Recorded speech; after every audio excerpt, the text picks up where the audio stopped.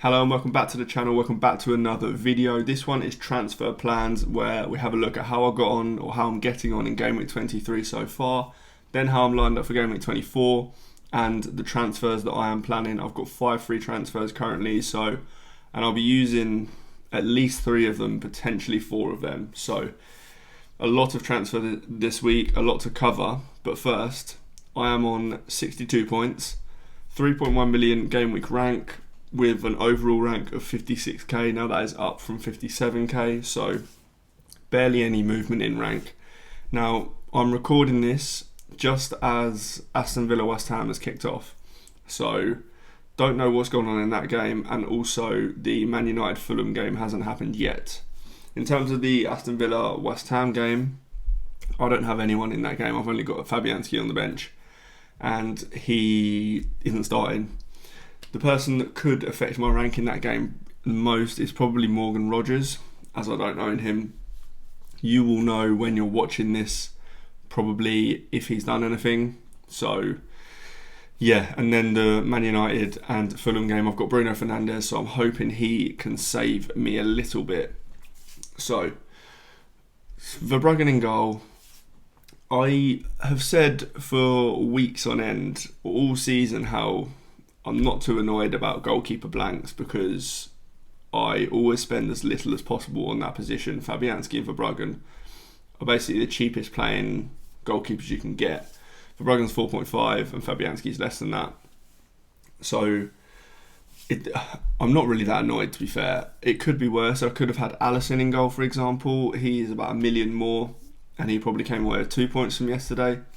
So that's why I like to spend as little as possible on goalkeepers, because if you look at Alisson yesterday, Ipswich had nothing all game, absolutely nothing, and then one chance equals 1 goal, which means they lose their clean sheet points.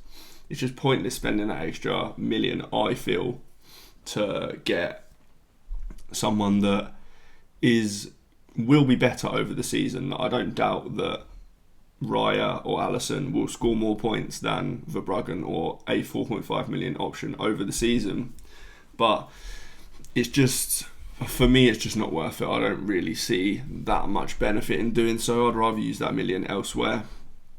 But anyway, then Lewis Hall, 2 points. Bednarak was the Southampton player that scored against Newcastle. Interestingly, he was also the guy who wiped out Nottingham Forest's clean sheet the other week, so that is nice to see. Well, not this week, but the other week it was. Munoz with 4 points. He did manage an assist. Bit of a nightmare with the whole Mbomo penalty situation.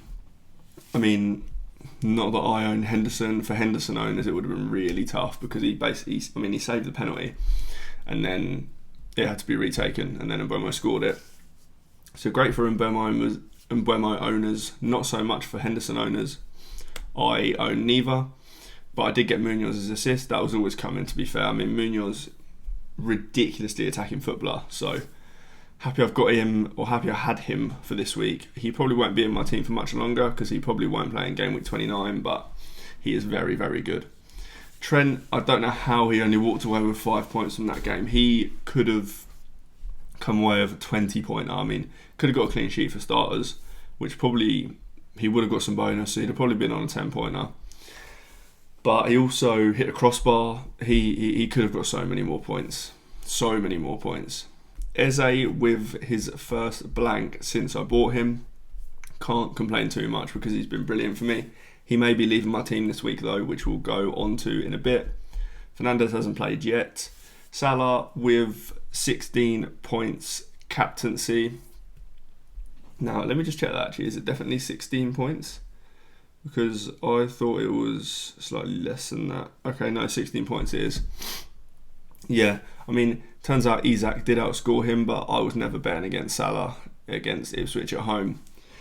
Liverpool just too good for them. Salah was actually probably one of the least effective Liverpool players on the pitch, but the finish for his goal was unbelievable. Next week, I'll also have the captain on him, and I'll have the triple captain on him. So we'll go through that in a minute. But yeah, Cole Palmer with 2 points. He looked a bit off it, to be honest. Chelsea weren't great in that game, to be honest. And he didn't look like he was moving freely or fully fit, to be honest. He really didn't.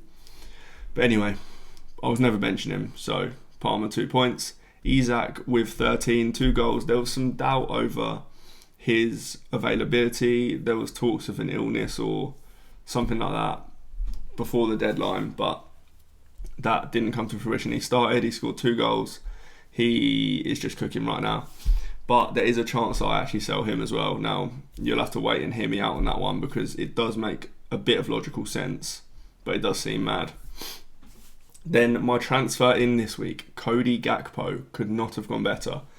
Jackson was the player I sold. Now, I didn't really like selling Jackson. I do think Jackson's good still. I will probably buy him back in a few weeks anyway. But yeah, Gakpo, as I mentioned in my team selection video, I had a couple of different routes. It was either that I go Konate as the third Liverpool player or I go Gakpo as the third Liverpool player. If I went Konate, I would have ended up buying Calvert-Lewin as well, who got injured, so that would have gone horrendously, but also I wouldn't have got Gakpo. So got very lucky with the outcome of that line as well. You could say lucky. A lot of people would say that buying DCL would be stupid anyway, but the lines were quite close. The 2 different options were quite close to me, to be honest, so it is what it is. But yeah, got Gakpo. He was absolutely brilliant in that game. Came off pretty early as well, so nice rest up for the double game week. Then João Pedro, the amount of times this season, or just in the recent weeks, that I have benched Semenyo's points for João Pedro is starting to be annoying. So Semenyo got 9 points on the bench and João Pedro got 1 point. João Pedro is really starting to frustrate. I mean, if you own him, I wouldn't blame you if you wanted to sell him. I'm not sure I can sell him because it doesn't really help with my plans for the future just because he's so cheap. But I may have learned my lesson about starting him over Semenyo. This week it's actually quite close between the 2 of them again, so we'll see. We'll see if I have learned my lesson or not. But yeah, that's how I've gone so far this week. Let's have a look at my team for Game Week 24 now. Right, so this is how I'm lined up currently for Game Week 24 with no transfers made yet. So it's for Bruggen in goal, Nottingham Forest away. Isn't the best fixture, but I can't play Fabianski because it's Chelsea away, albeit I will almost definitely be making a goalkeeper transfer anyway. So this won't matter. I will almost definitely be doing... I don't actually know who I'm going to sell yet, but probably Verbruggen to Pickford. Pickford will definitely be the goalkeeper I buy. It's just whether I sell Verbruggen or Fabianski. So I'll probably have Pickford in goal. Then it is Lewis Hall with Fulham at home. Good fixture, to be honest. I don't have any Fulham attackers either, so that is quite nice. Munoz, we'll talk about Hall again in a second, but Munoz has Man United away, which isn't the best fixture. But one of these 2 defenders is probably going to be going this week. Again, I'm not sure which one yet. I think it's more likely to be Lewis Hall. Basically, neither of them are likely to play in Game Week 29. That's because they're meant to play each other in Game Week 29, but Newcastle are 3-1 up against Brentford in the first leg of the Carabao Cup semi-final. If Newcastle get through to the final, then that game will be off in Game Week 29. So that means that Crystal Palace players and Newcastle players will blank. So that's why I'm thinking about offloading Hall, especially because the fixtures are worse for Hall. Munoz's fixtures are okay between now and then. So one of them will go. It will probably be Hall. But to be honest, whichever one of them doesn't go, I'll be able to bench anyway, which we'll get onto. Trent Alexander-Arnold has a double game week, so obviously he's going nowhere.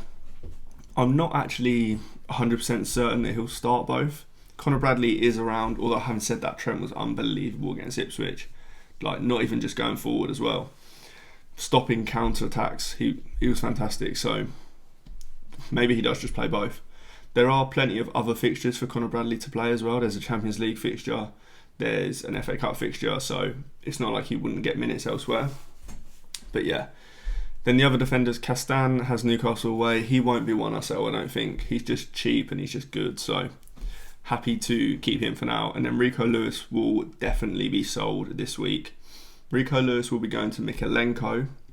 So once I've done that, Mykolenko obviously has a double game week, so he would play over Hall or Munoz.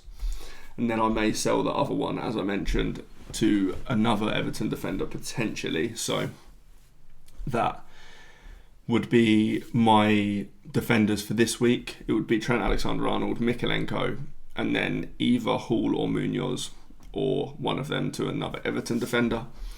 Then in midfield, so I have Eze in there. Again, he's one that I'm probably selling, which I'll go through in a second. But he does play Man United away, which isn't the worst fixture. I don't hate it. The only problem being is that I've also got Fernandes, but that's not particularly a problem. I can't see a clean sheet in that game really. So I do think both teams have potential to score. So yeah, Eze of Man United away, Fernandes of Crystal Palace at home. Then Salah has the double game week, of course. I will almost definitely be using my triple captain on Salah this week. I am just waiting until the end of the week to essentially confirm that I'll be using it, because there's a very small chance that there will be another double game week in game week 25. And that double game week would be for Fulham and Tottenham. But there is also a chance that could be provisionally announced on Friday, essentially. It's a very, very small chance of happening. And if it does happen, then triple captain might not be the best option. The assistant managership might be the best option. I'll talk about that a little bit more in the team selection video later this week, but I am pretty sure I'll be triple captain in Mo Salah. Then we've got Cole Palmer, West Ham at home. The fixture's really nice. I'm hoping Chelsea can bounce back and actually kind of sort themselves out a little bit, because they really weren't great against City. Then Semenyo is on the bench with Liverpool at home. Now, I just talked about how I've benched too many Semenyo points for João Pedro. So there is a very high chance that I play Semenyo instead of João Pedro, to be honest. I've got João Pedro starting on the graphic here. He's got Nottingham Forest away. Semenyo has Liverpool at home. So João Pedro does have the better fixture. Marginally, though. It's not exactly like it's a great fixture. So the chances are I'll probably just play Semenyo, I think. Then I've got Gakpo, who also has the double. Really glad I've got him. I think his minutes should be good for this double. As I mentioned in my team selection video from last week when I broke down the fixtures for Liverpool, I do think he plays both of the games in the double. It's the following week, game week 25, which may be an issue, but we'll deal with that when we get there. Then Isak has Fulham at home. Obviously a pretty good fixture, although Fulham are one of the better defences for underlyings this season. Recently they haven't been great defensively, so I'm not too fussed if I do kind of have to end up playing him. That sounds weird in that obviously it's Isak, so why would I be fussed about playing him? But this is where we get onto my moves this week. So there's a couple that will definitely be happening. So Rico Lewis to Mykolenko is definitely happening. That's set in stone pretty much. Then also either Fabianski or Verbruggen to Pickford, pretty much definitely happening. So that's 2 Everton players into my team at that point.